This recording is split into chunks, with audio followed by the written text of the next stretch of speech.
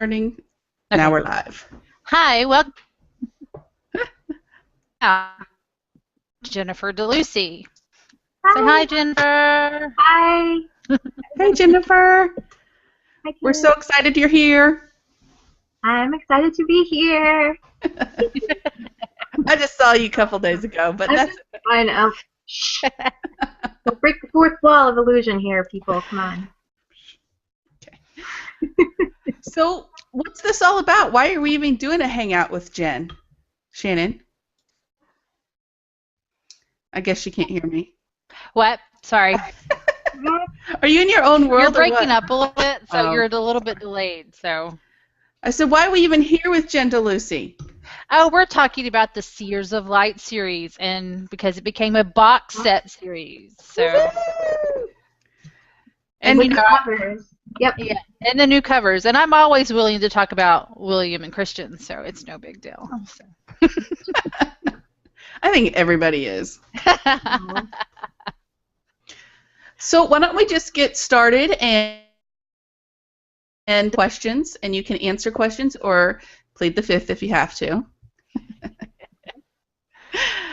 So Jennifer, we have a couple of different things to ask you. We're going to talk about your life, your books, your writing, music. We've got a bunch of questions for you. Okay. Okay? So let's just start out by, why don't you tell us a little bit about yourself? Maybe there's some people that don't know who you are, haven't read your books. Tell us a little bit about Jen. Okay. Well, let's see. I am a paranormal author, though not exclusively so. I am actually working on something that is just more contemporary fiction, but my first trilogy has been paranormal, and that's where my heart lies, and I think I'll probably keep coming back to that. I am from the East Coast originally, grew up in Scranton, Pennsylvania. Hi to my NEPA people, if anybody's watching. And lived in the Midwest for about a decade, and then moved out to the amazing Pacific Northwest, which is where I am now. And I am a musician. So I tend to do a lot of, and I have been since I was a little girl, so I tend to do a lot of music for my books, trailer music, and also soundtrack music, I guess if you want to call it that, and then music for other authors, just for the fun of it. And yeah. That is fun. Mm-hmm. You're busy and creative. And you also have a full-time job, right? I do. I work in marketing and such, yes, during the day. So as many authors really do have to have a full-time job. Yeah. Wow. So I couldn't imagine doing all of that, because, I mean, I wear many hats, but I don't, have to sit there and write a book either, so. I'm tired. But it's worth it. And I edit. I actually presently am editing a heck of a lot more. I'm a freelance editor, and I'm an editor for a publishing company. Okay, So do you sleep? I do. Not enough. Not enough. But I do sleep. Occasionally that happens. A lot of times against my will. Okay. Yeah. Okay. it gets in our way. Living the dream. Yeah, I know. If we didn't have to sleep, we would get so much done. But then I think we'd be kind of bored. I say that all the time. Yep. Oh, so anyway. So you moved to the Seattle area, what, about a year ago? 2 years ago? About 4 years ago, actually. Oh, wow. Time flies when you're Time flies. Yeah. It's gonna be 4 years. Let's see. It was maybe I might be exaggerating here. I think it's about 3.5 years. Okay. But well, still, 4. Yeah. Wow. Do you still like it? Well, it's actually been a progression toward liking it. So one of the first, Kim, who has become a very dear friend of mine, has seen this progression as it has gone on from the beginning. It's just from kind of like, oh, this place is really cool, to, oh, God, I hate it here, to, I need to leave, to, this place is amazing again, and I can't find anywhere else like it, and I can't imagine living anywhere else. And, it's gotten better and better. Yeah.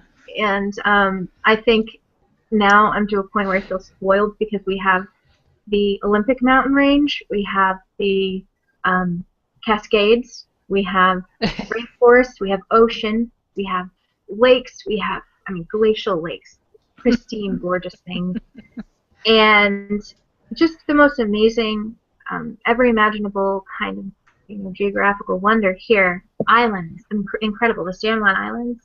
I'm such a braggart, aren't I? Honestly, but it's You kind of sound like Kim. Everyone will move we have here. all this stuff here that you need to come up here all the time. So, because I'm always I don't live in the Pacific Northwest. I live in the Central Texas I'm area. not lying. So. No, she's not lying. She's not lying. It's beautiful here. Absolutely beautiful. Yeah. Well, today was our first, yesterday and today was our first averagely cool day. It was 76 today. Nice. And you see what I have on. Oh, you wuss. Seriously? The wind was blowing really, really hard. Okay? Oh, the wind, the horrible 76 balmy wind. Shannon doesn't do cold very well. No, I don't. Most Texans don't. My Texan girls, I know, guys. It's like Californians. I love you guys, so it's okay. Yeah. Okay, so are you planning on staying here? Yes. Yeah. Forever and ever? Yes. That was a direct answer. You never know what the future brings. I have no idea. I wouldn't completely rule out moving. Me, I know. Opportunity presented itself that was big, but I don't see myself going anywhere anytime soon. Good. I'm glad for that. I'm settling. Cool. I guess I've reached the age of settling. It's a good thing. That doesn't mean I don't want to tour around and sign people's books and hug people and hang out with them and be inappropriate with them. Well. Yes, I do. All right, let's go in a different direction. We know where you're living. We know that you love it here. So you have always said, well, I guess always, but you say that you have a great British accent. Is this true? It is true. What are you going to make me do? Yes. I was just wondering. Wondering if this is true, because you don't speak like that when you're around me, but I guess I could have you speak out like that when you're with me. Yes, I do have a very good British accent. I studied voice when I was younger, and I had to learn how to pronounce many different languages, and I've been learning vocal and sound-related stuff all my life, and I think it just kind of came with the territory. There's a lot of accents that I can replicate pretty well, but British is my best one. A couple of different British accents, actually. Such as? I can do, kind of proper British, Jane Austen British. I can do Cockney British. And I can do a wicked Irish accent, too. So Cool. Scottish has so far derailed me. I'm working on it. But that's tough. That's a tough one. I would think so, too. That is very tough. Yeah. So I can't quote Outlander. Don't ask me to do that. Aww. So how about during the interview, you just bust out in some kind of an accent? We'll see if we can guess what you're doing. We'll see. You know what I could do is I could read. No. Oh, that's not a good idea. A couple of my characters are British in the book. So, I was going to say I could read a passage. No, that would be stupid. I'm not doing that. Sorry, nice try. No, that would be great, I think. Don't you, Sharon? It's British, right? I have a secret. If you really want to hear me do a British accent, go and listen to the latest podcast after this, because this one's the more important one, people. Listen to this one and share it first. But I did a podcast for the release of the new covers of my books. And whenever I do these podcasts, they're not video podcasts, obviously, I have character interviews. Listen to Christian Wright and to the Seer from Ireland. And I do the voices for all of these characters. So you will. In fact, a lot of people are just learning this for the first time who were like, who does the voices? I want to know. And I've refused to tell people until now. This is my coming out story. People were getting mad at me. Like they wanted to. Some people got pissed because I wouldn't tell them who did the voices to the characters in the podcast. I'm like, I don't want to break the fourth wall, you know? Right. But they're like, no, I want to know. Somebody asked me, the guy who does Christian's voice, the British guy, is he single? And I'm like, well, sort of. Yeah, so if you want to really hear me do accents of all kinds, listen to the podcast. Okay. That's great. That's hilarious. Well, my camera keeps turning off, so sorry. That's okay. You have a beautiful, round, purple, mystical lit lounge face there, Ken. I'll keep turning it on and see if I can keep it on. Okay, there we go. Well, see, your camera keeps going off, and then my sound keeps breaking out. So we're two peas in a pod here. So if you see me like looking off into the distance and not looking at you, I'm like, okay. I can't hear anything. All right. Something I wanted to know was, how has publishing these books changed your life? Publishing these books has changed everything about my life, and not in the ways that you would think. So, Okay. Not in the I have made more money than I can possibly fit in a bank account, and I am rich and famous kind of way, but in the relationships that I have and the things that have happened to me, life events-wise, since these books were published. The first one came out in 2010. And since then, there's just been a lot of change. Writing the books themselves kind of was a big contributor to ending a relationship that I was in for a long time. It just changed me a lot. I feel like it kind of brought me to a place where I was focusing again on the things that made me me, and what mattered to me, and what I loved, and what I felt I was meant to be doing, which is kind of a lot of times when you change like that, you know, it changes the people around you as well. And so I would first say, you know, it contributed to this huge transition of me becoming single again, and then, you know, kind of refocusing all of my energy into the writing world and getting me into the editing world. You know, it was because of writing that I you know, ended up getting editing positions as well. I was already doing editing, but not to the degree that I am now working for a publisher, you know, and the like. So it changed my career. It gave it more validity. It made me focus more seriously. It made it real and something to work for. Cool. And it kind of, I don't know, it just gave me the passion and the courage to do the things I needed to do, like moving.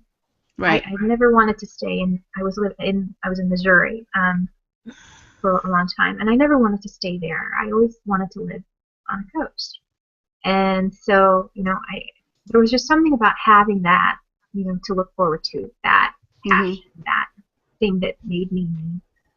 Just one part of it that helps keep you encouraged. And so, you know, it's part of the reason I moved out to Seattle was, you know, seeking a place with inspiration. So, you know, and lastly, but definitely not the least in importance, probably the most important thing to me is the friendships that I've made. Not just with other authors, because definitely with other authors, but with editors. You know, editors have become, you know, some of my best friends. And people in the blogging and podcasting world have become some of my best friends. Oh yeah, throw us in there. I saved the best for last so that you guys are remembered, you know? But sincerely, there's this whole network of incredible people that have become a part of my life that I would never want to be without. And so, yeah, writing has changed everything. And I imagine it will continue to change everything in ways that I can't even imagine. Right. We'll figure it out as we go. We'll see. With new books come new people, new fans, new audiences and venues. And, yeah. Well, I'm going to throw the book questions over to Shannon because she's read all three of them, so she could probably delve a little deeper into it than I can, which I'm working on. I said this to you, Shannon. You notice that? Huh? I was Sorry. saying you always do that to Shannon. It's okay. Can you hear me? She does.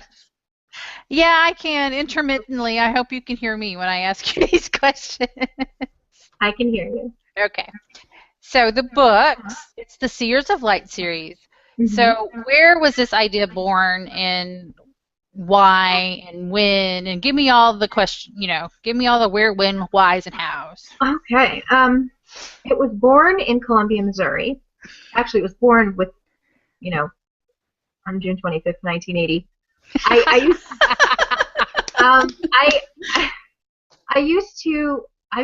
I've been writing all my life. I've been writing since I could hold a pencil. Most of it was, I thought I was going to be a real serious journalist when I was a kid, or an editorialist, right? So I would write, all these social essays. Not much has changed. And, and I would write poems and stuff, and I was just so emotive, and not much has changed. But the idea for these books started when I was probably about, I want to say maybe 26. I was out to dinner with my best friend, and I knew that I wanted to write a book. And Harry Potter was done, and I was devastated because I am a huge Harry Potter fan. And I just really, I don't know, I just remember being really inspired by those books every time I'd read them, because there was something about J.K. Rowling's writing that was so real, so true, and so non-pretentious, and that's what inspired me, because you disappear into the story, not get distracted by the writing. Right. And I remember always feeling so kind of inadequate to the task of writing a whole book, because I thought, Bread of Mice and Men and Grapes of Wrath and blah, blah, blah, where you have this, kind of extreme detailed language and over verbosity, which is cool. There's nothing wrong with that too, but it's not my style. And I think that that's kind of what always made me hesitate a little, because I felt like I had to, beat the living daylights out of the thesaurus to write a good novel, and I just didn't have it in me. I couldn't do it. And so after I read the Harry Potter books, I thought, wow, here's someone with true, just natural grassroots talent who can write to tell a story and not to be seen. And I can write a story too. So I was sitting at dinner with my best friend, and we were just discussing, if I wrote a book, what would it be about? What interests me? Paranormal and supernatural things interest me. Scary things interest me. I love ghosts and horror of the psychological kind. So not the slasher, overly violent, horrific. It's not my thing. But I do. No zombies. I like zombies. No zombies. I don't like zombies. I'm a huge Walking Dead fan. Non-spoiler. But yeah, so we were just discussing. I was just playing it out from my brain to my mouth and saying, I would write about someone who has just some sort of innate abilities, and I want it to be relatable, and I don't want it to be overly high fantasy, which was a genre I was quite familiar with at the time. I wasn't familiar with the paranormal genre. So for me, it was just kind of starting from scratch in writing in a way that I wasn't really familiar existed. I know that sounds kind of lame, but it's true, because I hadn't really read paranormal. I guess Harry Potter is as close to that as I had ever gotten at that point. And this was before Twilight came out and got big. Yes. So I have a funny story about Twilight too, but I'll get to that. I'll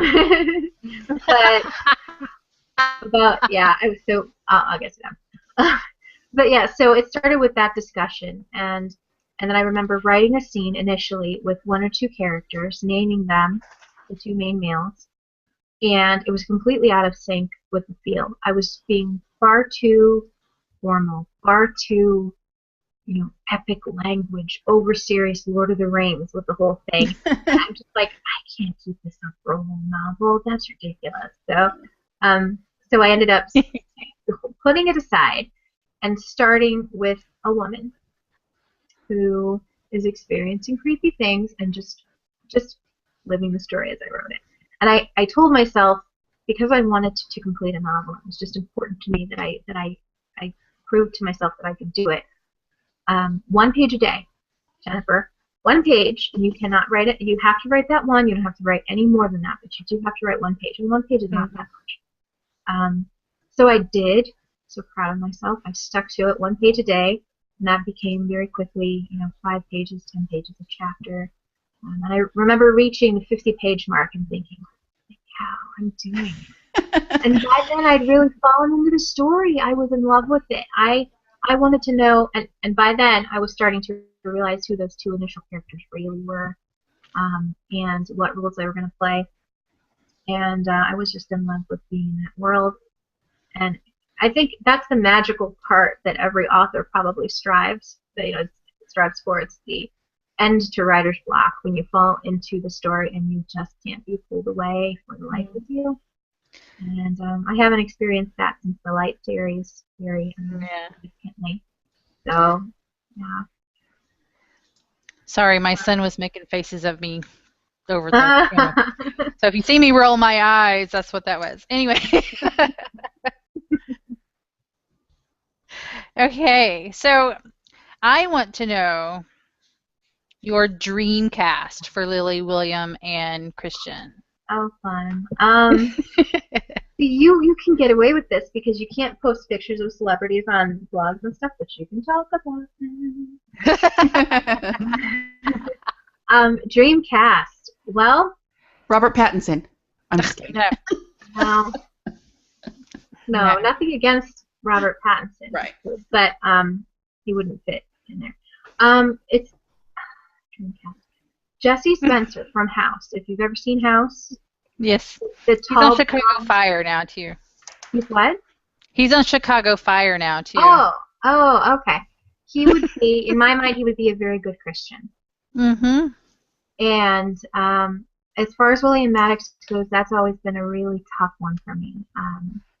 I've thought Henry Cavill would do a really good job with that. I've also thought that Matthew Bomer would do a really good job.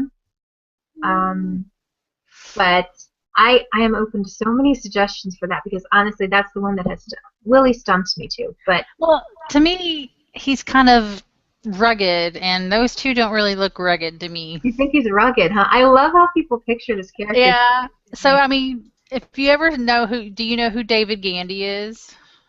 I don't. No, you have to look him up. I have a computer. You have to Google him. I'm Googling him. I want to see him.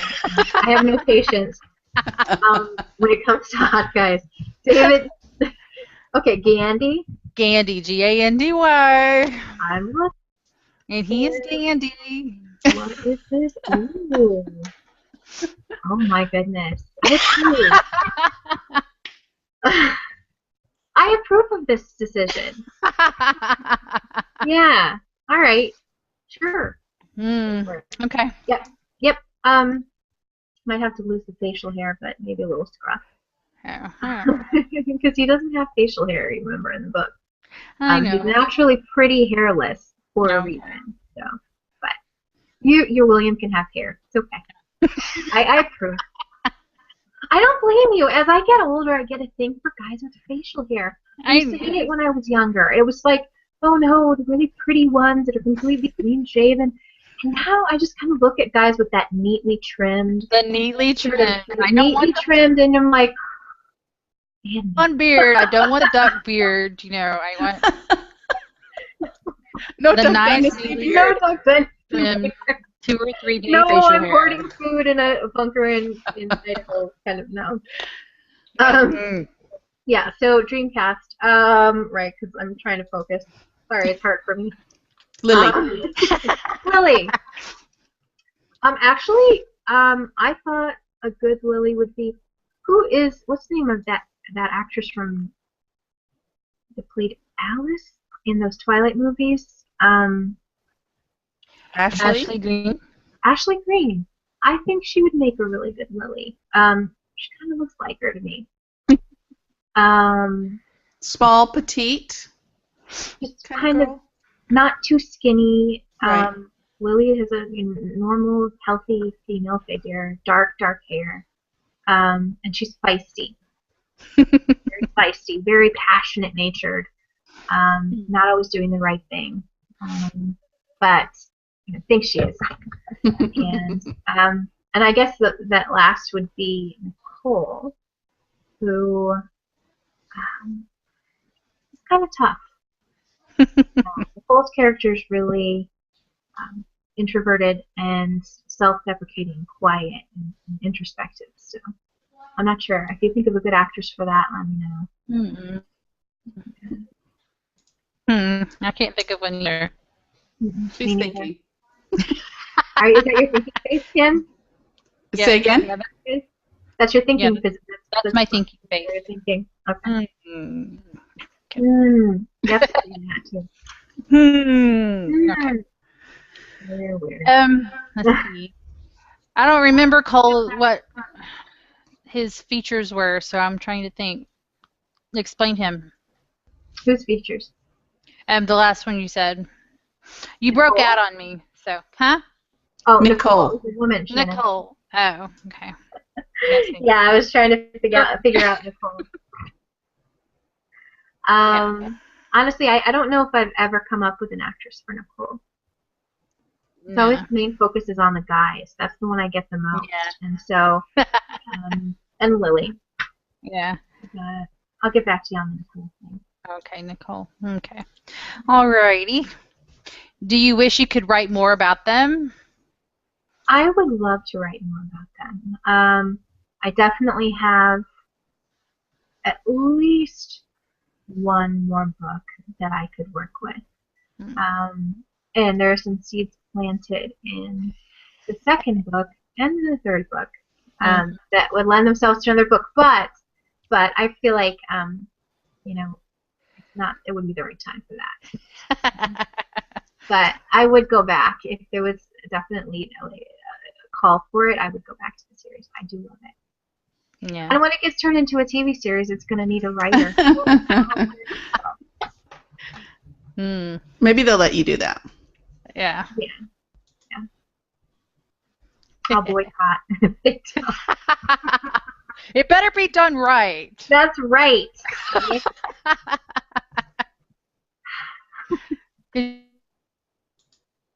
Right. Yeah. Okay. So, anyway. So, what's next in the writing world for you, or in the book world for you? Do you have anything down?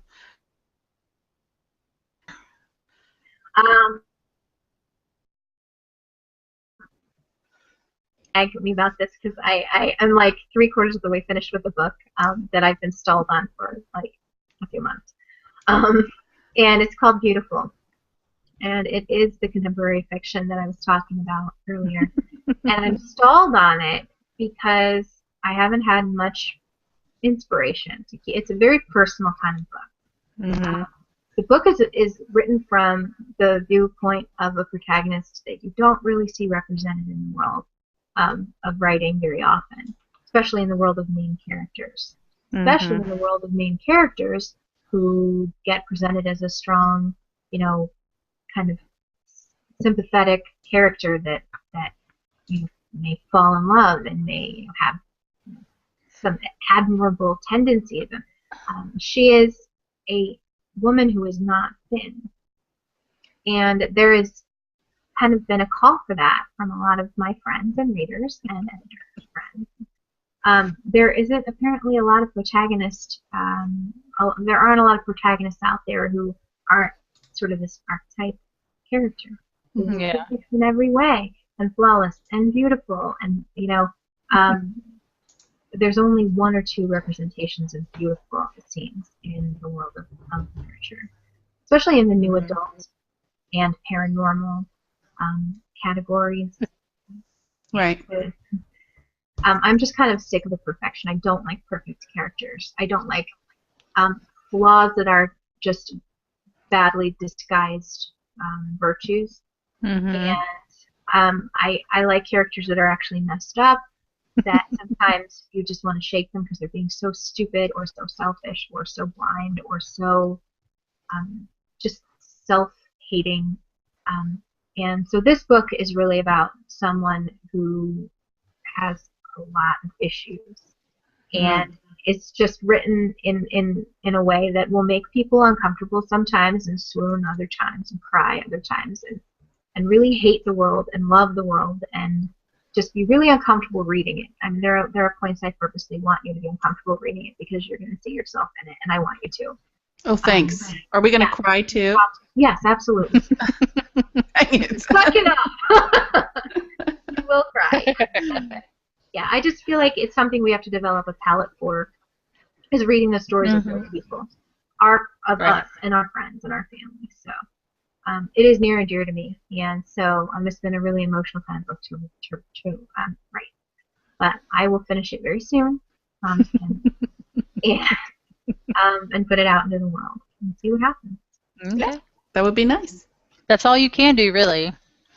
So. Yeah, and it won't be on audio. Put it up there, Kim. So you're gonna have to read it. No, asking Kim to read a book? Are you kidding? How long did it take you? I'm about to close this broadcast down if you don't stop. Sorry. How long did it take you to read Jen's book, Kim? Well, it a little while, not long. Once I got time to do it, then yes. But I'm in so much trouble, Shannon. I'm in so much trouble. Well, it depends on when you get the new book out. As I may read that one before I finish the Light series. So I may just let you read it before. Oh. Because No, take. You gotta name. Sorry, my son keeps coming in here and trying to talk to me. Tell him to behave. Give us a little bit more time. 30 more minutes. He's supposed to be in bed by now, so. Oh yeah, I forget you guys are 2 hours later than us. Oh, great, yeah. We're on the cool coast. Yes. The cool coast. Okay, so we talked about the books. We talked about your life. Let's talk a little bit about writing. I mean, you've talked already a little bit about it, but what motivates you to write? Knowing that you're having trouble right now and all that, but what is it that finally motivates you to sit down and get this out on paper or on the computer? Well, two things. I mean, once I'm into the book, like I said, once I've fallen into the story, what motivates me is finding out what happens next, because I may have a light outline, especially if it's a series. Once I get that series rolling, I will have a light outline, and it's flowing, so it's constantly changing. But it at least gives me an idea of where I want things to go, and I do at least need some structure. But also the fact that I feel like one of the reasons I'm here is to create things and put them out into the world, and that if I wasn't doing it, I would be wasting a big part of my own purpose. So that kind of personal push to create something, to not waste that energy, use it while I'm here. Yeah. So that's another big part of it for me. What are there specific things that are inspiration, like you moved up here to be inspired? I mean, is it nature? Is it other books? Is it music? Nature, yes. Yeah. You'll notice with the Light series, nature's huge. Nature's a major part of it. Trees, the forest, the woods. And the ocean. I am wickedly drawn to nature as a character. So you will often see that, I think, in my writing. To me, it's kind of essential. The setting is essential. In the book that I'm writing right now, there's a lot of different kinds of nature because it's kind of a road trip book. But the focus is more on the characters, which is a little unusual for me, not so much on the setting. But yeah, I'd say nature's a huge inspiration for me, probably always will be. And personal interaction. So you'll also notice with my books that I don't like page after page after page after page of block text. A lot of writers do a beautiful job of that and are wonderful in that way, that they just pack their books full of detail. I tend to be more of a narrative writer, so a lot of people will say your books are a lot more like reading a script than reading a book or reading a play, because for me, I build the story with the setting and then the interaction. So it really is almost like being on set of a play and watching it play out. The story is told through the interactions of the characters. So human connection and nature, I guess, are my biggest inspirations for books. Cool. Awesome. Next question. Okay, so our question was, how do you not lose faith and keep writing? How do you not lose faith? Well, personal experience has taught me that when it's the right time, it's the right time. For the third book in the Light series, Circle of Light, I had a year's worth of writer's block on that book. Ugh. And in fact, I stopped writing, maybe not quite a full year, but almost. I stopped writing it to write music and start pursuing more music things and put on some concerts and fundraising stuff. And I came back to the book, and I had an entire half of the book yet to write. And something happened. It was like once I got that out of my way, the music stuff, which was something I was feeling pulled to do, something happened, and I wrote the entire second half of Circle of Light in 2 weeks. Oh, wow. I don't know what in the world happened, but it's pretty amazing when it does happen, and that's the ideal for me. It's not the rule. It's the exception. Right. I've always wondered, because you hear all these writers and these authors go into these retreats and they stay there for a week and they write a whole book in this whole week, and like, how does that come out of you? Like the 600-page book in a week. I'm sorry, I just. And I think a big part of that though is how much of a perfectionist are you? Yeah. And unfortunately, there's a big downside to being an editor who is also an author and a deep perfectionist. I have a major addiction to perfect flow in writing. So not just what I read in books, but what I'm writing while I'm writing it. If it doesn't flow perfectly, if it's not worded perfectly, I have a very difficult time following the cardinal rule for writers and not stopping to go back and edit. I have a very hard time with that. And I have been working on it. But, hi, my name is Jennifer. I'm an editaholic, and this is my first meeting. So, no, I think that's the difference. I think some people they're smart enough and they have the ability to just keep writing and not stop and edit, and I am really bad at that. So I think that's why it takes me longer. I go back too often and perfect things when I shouldn't. So you said that you had this music thing that you wanted to get out of the way, and then you were able to write. So I kind of feel like you're saying that if you're pulled to do something else, don't try to make yourself write, but get that done and then come back and write? Kind of. Yes and no. Definitely if you feel like you hate while you're writing. There's two kinds of writer's block. There's I think anyway, there's you just can't get yourself to get to that manuscript and start writing. You just can't force yourself to get there. But then once you get there and start writing, you're loving it. You're like, oh, now I'm in the groove. I'm really enjoying what I'm writing. I'm back into this world. It feels natural, and I love writing this book while you're writing it. But getting yourself to that point of starting it again is the hard part. That's right. The first kind of writer's block. And then the other kind is you're writing it and you are not in it at all. You are bored with the thoughts, you're bored with the words, you're bored with the world, you're just not feeling it. That writer's block, you need to step away from the manuscript and do something else. Right. Because clearly your heart's not into it. But there will be something you are inspired about or into: knitting, making jewelry, recording music, photographing nature, whatever you enjoy. Watching Game of Thrones on Netflix, binge watching, whatever is inspiring you, go do that instead. Because one inspiration tends to lead to the other. Right. So do what is actually inspiring you, and then come back. But please don't write if you're bored with what you're writing, because when the people read that book, they're going to see it. They're going to be bored too. Everybody can sense when an author could care less about what they're writing. It shows. But if it's the kind of writer's block where you just have to get your butt to it, it's like going to the gym, You know, you're like, or exercising, going walking, you're like, I don't wanna, but then once you're doing it, you're like, oh, this is great, you know, I'm so happy to be here.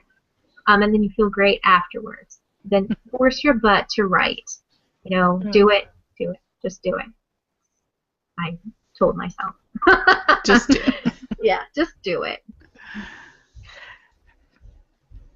So we have some music questions. Okay. Shannon, you wait want a minute, I got one more question for her writing. So, I've been kind of at a crossroads in my career right now, and I'm thinking about going back to school. So, what would you tell a inspiring writer if she wants to go to college or he wants to go to college? What degree would you tell them to get into, to look into? Oh, that's a hard question. Because, honestly, because if you know that you're going to pursue a career in writing or journalism or editing, that field, and you know for sure that you're going to pursue that. Yeah. Get a degree in English or journalism, and that's just so that, or communication, just so that you can get a foot in the door more easily. But honestly, Yeah. I'm going to say something that a lot of people are going to hit me in the face for. You do not need a degree to be an author. Well, yeah, I know, but I mean, if you... if you feel like you don't have the English chops for it, you need to go back to school. Regardless, you still need to learn. You still have to study up on English. You have got to learn the rules. And not just the rules of basic grammar, the rules of writing. Because, you know, lots and lots of people have great grammar skills. They know English like the back of their hand. That doesn't mean they can write. Writing is an ability that you have either honed and learned over a long period of practice, or you just have a natural ability for it. But either way, it's not something you can necessarily learn in school how to do. It comes from lots of reading and lots of writing practice, observation of good writers, and then perfecting over the years your own abilities. So, but yeah, if you want to go into writing specifically, some kind of field, English or journalism, or even communications. Communications kind of opens up, it's supposedly skater course, but it opens up, you know, a plethora of different career courses. Okay. Okay, Kim, now you can go on to the music question. Well, I was saying you can ask her a couple questions since I just asked her a bunch. Oh, okay. Well, I just asked her one, so you can go ahead and ask her another. Okay, music. Somebody asked me something. Okay, so you like music, you write music, you sing, you play instruments. What inspires you what inspires your love of music, I guess? Well, before I was born, my mom would sit at the piano, roll the guitar, and play constantly, every day. And I was raised in her lap at the piano or sitting beside her while she played the guitar and sing. And my grandfather would walk around the house singing Nat King Cole all the time. And I was just surrounded by old records and music and music and music. It's kind of like you learn, it's a second language you develop from infancy. And that was the other language in my house. So music has been, and I've been singing and performing since I was a little girl. So that is kind of even probably more natural than even writing. Wow. And the only difference is I always look at it, when I'm in a good mood, I want to write. When I am sensitive or depressed or emotional, I want to sing. I want to write music. Wow. Yeah, and it's really, that's all it always is. I know I have to be in a good mood if I'm going to write a book. If I'm going to write and work on a novel. But I can be in any kind of mood and write music. And it's really, I guess it's kind of more of an emotional outlet for me is the reason. And creativity. Creativity for sure. It's totally satisfying to put a song together start to finish and see the product and be really pleased with it and say, wow, that came out of me. Yeah.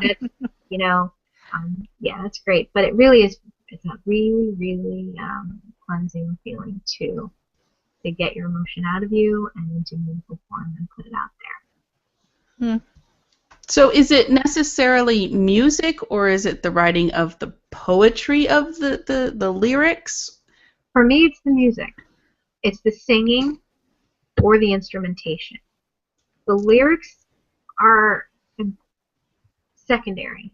And I know that's not the way it usually is with people who write music. Mm-hmm. You know, the lyrics are everything, but for me, I often will write the music before I write the lyrics. So I'll know the mood I'm in. I'll know how it feels. And I'll write the music to feel that way. And then the lyrics just come naturally to it. But and I write a lot of instrumental stuff, so a lot of kind of score pieces. So it's not all music that I sing to. A lot of it is score piece work. So and that is where I think a lot of my heart and soul is in that stuff.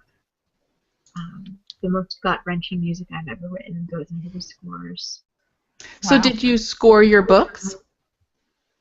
Not an entire, not like a movie's worth of music, but yes, there are songs that go with each book. Each book has its own kind of main theme song. The first book is called Lily's Song. The second one is called Preemie. And the third is just Circle of Light. So, Cool. and then there are a few other extraneous songs written. One's called Abram. I've forgotten the name of it. Anthem to Abram or something like that is one of the Seers, and the other one is William's Redemption. And I actually have a friend, an amazing musician friend from Boston named Kara Culpa, who read the books, and she's just this prolific musician, got CDs out everywhere.